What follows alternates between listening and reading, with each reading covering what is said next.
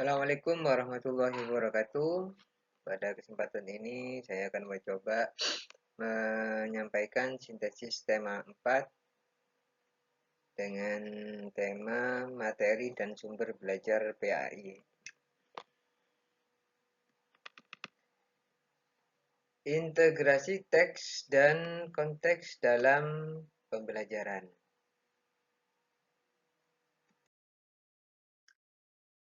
Sebagai pengantar, materi PAI tidak cukup hafalan, tapi harus terhubung dengan realitas siswa. Contohnya kejujuran dalam kehidupan sekolah. Jadi ketika ditanya, ketika izin, ketika apapun, jadi bagaimana siswa itu selalu mengedepankan kejujuran dalam kehidupan di sekolah.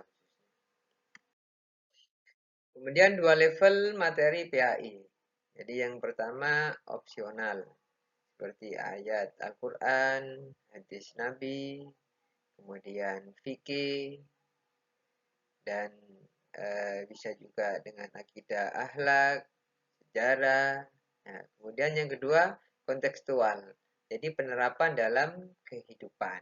Contohnya amanah dalam tugas kelompok, amanah dalam mengerjakan tugas, amanah dalam mengerjakan ujian, dan lain sebagainya. Kemudian level opsional, jadi terukur dan jelas sumbernya. Contohnya seperti Quran Surat Al-Ahzab ayat 72 tentang amanah. Jadi amanah ini adalah sebuah hal yang berat. Bahkan langit, bumi, gunung-gunung ketika ditawari amanah tidak ada yang sanggup.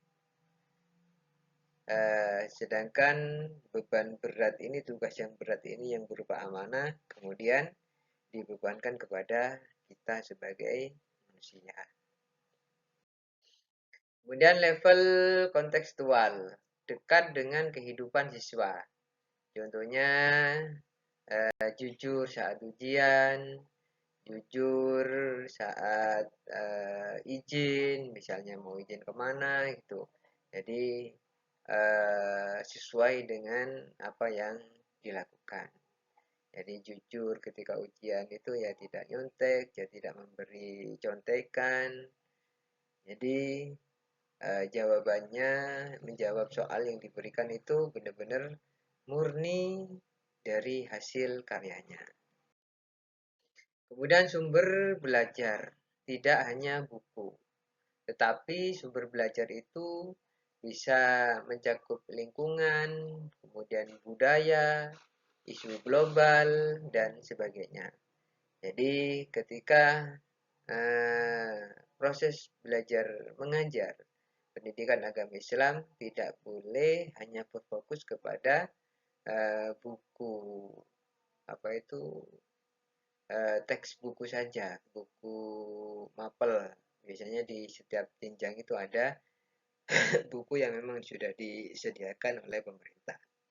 Tapi tidak cukup itu, harus mencari sumber lain yang berkaitan dengan materi yang disampaikan.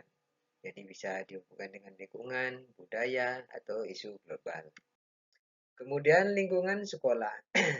Jadi lingkungan sekolah ini sebagai teks hidup.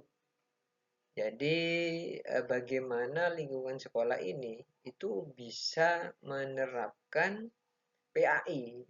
Jadi peserta didik itu tidak hanya belajar dari teks-teks saja, tetapi belajar ya dari kenyataan, dari hidup, dari kegiatan hidup.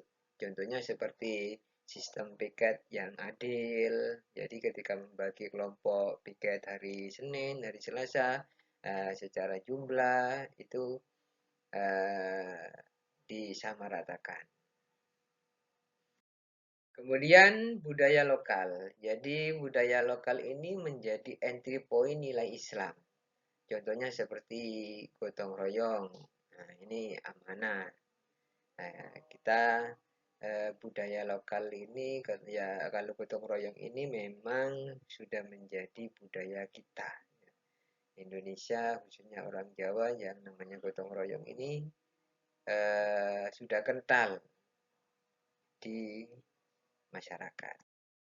Kemudian isu global. Jadi relevansi ajaran Islam. Apa contohnya? Jadi seperti etika AI dan media sosial. Jadi ketika menggunakan media sosial itu juga ada etikanya. Jadi karena yang ditampilkan di dunia maya itu sangatlah beraneka ragam, bahkan apalagi AI. Jadi AI ini apapun yang kita tanya selalu dijawab. Namun kita sebagai orang beriman harus uh, konfirmasi dulu. Takutnya itu tidak jelas. Karena kita tidak tahu mana itu benar apa enggak. Maka harus dikonfirmasi. Karena kita diperintahkan seperti dalam Al-Quran, ya ayyuhalladzina amanu in ja'akum fasikum binaba'in fatabayyanu. Jadi dikonfirmasi dulu. Lantas apa peran guru? Jadi guru menghubungkan teks dan konteks. Jadi anak-anak itu peserta didik diberikan materi, kemudian diberikan contoh real dalam kehidupan. Untuk apa? Untuk menjaga makna ajaran Islam. Nah, seperti itu. Kemudian sebagai penutup, jadi PAI itu harus integratif. Kemudian nilai tidak hanya dipelajari tapi diamalkan. Jadi setelah kita memberi pelajaran atau memberi materi tentang misalnya tentang etika, jadi itu tidak hanya sebatas tahu bahwa etikanya berjalan seperti ini, etikanya bermedia sosial seperti ini, kemudian contohnya seperti ini. Ya, tidak hanya sekedar itu, tetapi harus diamalkan. Nah, kemudian, nah ini daftar pustakanya. Ini bisa ada apa link dari jurnal yang dikutip. Mungkin teman-teman bisa menyimaknya, bisa mengonfirmasi terkait materi ini.